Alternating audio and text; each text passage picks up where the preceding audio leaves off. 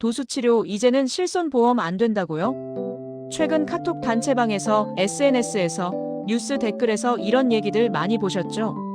병원에서도 지금 많이 받아두세요라는 말 들으신 분들 계실 거예요. 그런데 잠깐, 정말 도수치료가 당장 실손보험이 안 되는 걸까요?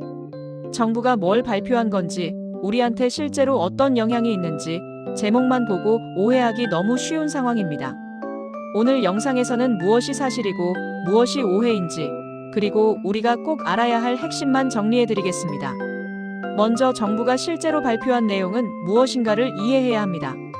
한마디로 정부가 도수치료를 갑자기 금지한 것이 아닙니다. 보건복지부는 최근 비급여관리정책협의체 회의를 열고 도수치료, 경피적 경막외강 신경성 형술, 방사선 온열치료 등 3개 항목을 관리급여로 지정했습니다. 관리급여가 뭐냐고요? 쉽게 설명드릴게요. 우리나라 의료비는 크게 3가지로 나뉩니다. 급여 건강보험이 대부분 부담해주는 항목 본인 부담 20%에서 30%, 비급여 건강보험이 전혀 적용 안 되는 항목 본인 부담 100%, 관리급여 건강보험 체계 안에서 관리하되 환자 본인 부담률이 매우 높은 항목 본인 부담 95%. 지금까지 도수치료는 본인 부담 20%-30%의 비급여였습니다. 병원마다 가격을 자유롭게 정할 수 있었죠. 정부는 이걸 관리급여로 바꿔서 가격과 횟수를 관리하겠다는 겁니다. 여기서 중요한 건 실손보험이 당장 다 안 되는 게 아니라는 점입니다. 제도가 시행되려면 아직 몇 가지 절차가 남아있고 시행 후에도 실손보험 청구 자체가 불가능해지는 건 아닙니다. 그럼 왜 정부가 이런 조치 결정을 한 걸까요? 올해 1월에서 9월까지 손해보험사가 지급한 실손보험금이 8조 5천억 원에 육박했고 이중 도수치료를 포함한 비급여 물리치료가 큰 비중을 차지했습니다. 병원마다 도수치료 비용이 1회당 10만 원에서 20만 원 이상으로 천차만별이었고 일부에서는 과잉진료 문제가 지속적으로 제기됐습니다. 실손보험금이 급증하면 결국 보험료 인상으로 이어집니다. 정부 입장에서는 환자를 통제하겠다는 것이 아니라 시장의 무분별한 확대를 관리하겠다는 목적인 거죠. 자, 그럼 이 점이 우리한테 실제로 어떤 영향을 주는지 봐야겠죠? 이미 도수치료를 받고 있는 분들, 당장 치료가 중단되는 건 아닙니다. 제도 시행까지는 통상 약 6개월이 소요되어 이르면 내년 상반기에 적용될 전망입니다. 다만 앞으로는 횟수, 가격, 실손보험 지급 기준이 점점 까다로워질 가능성이 있습니다. 앞으로 도수치료를 받으려는 분들, 어차피 보험 되니까 일단 받자는 접근은 위험합니다.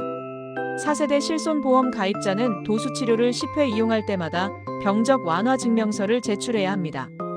치료 목적과 의학적 필요성을 명확히 확인하는 게 중요합니다. 실손보험 가입자, 단기적으로는 큰 변화가 없을 수 있습니다.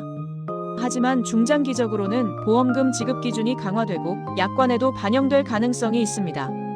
특히 앞으로 나올 5세대 실손보험에서는 관리급여 항목에 대한 보장이 크게 줄어들 것으로 예상됩니다. 이런 상황에서 우리 모두가 조심해야 할 것이 있습니다. 병원에서 이제 곧 보험 안 됩니다. 지금 많이 받아두세요 같은 말에 휩쓸리지 마세요. 치료 횟수와 기록에 따라 과잉 진료로 판단될 경우 보험금 지급이 거절될 수 있습니다. 치료 기록, 진단서, 필요성 설명을 반드시 확인하고 무조건적인 선불 결제나 패키지 상품은 신중하게 접근하셔야 합니다.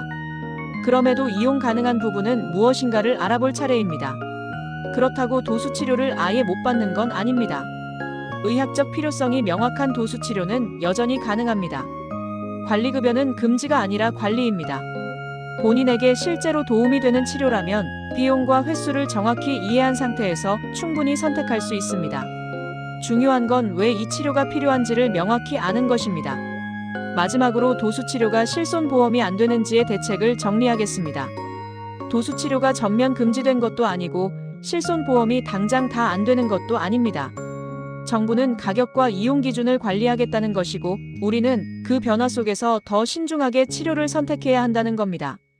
모르고 받는 치료가 가장 위험합니다. 지금 받고 계신 치료가 있다면 한번 점검해 보시기 바랍니다. 왜 필요한지, 얼마나 받아야 하는지, 비용은 적정한지 말이죠. 오늘 영상이 도움되셨다면 좋아요와 구독 부탁드립니다. 다음에도 정확한 정보로 찾아뵙겠습니다. 감사합니다.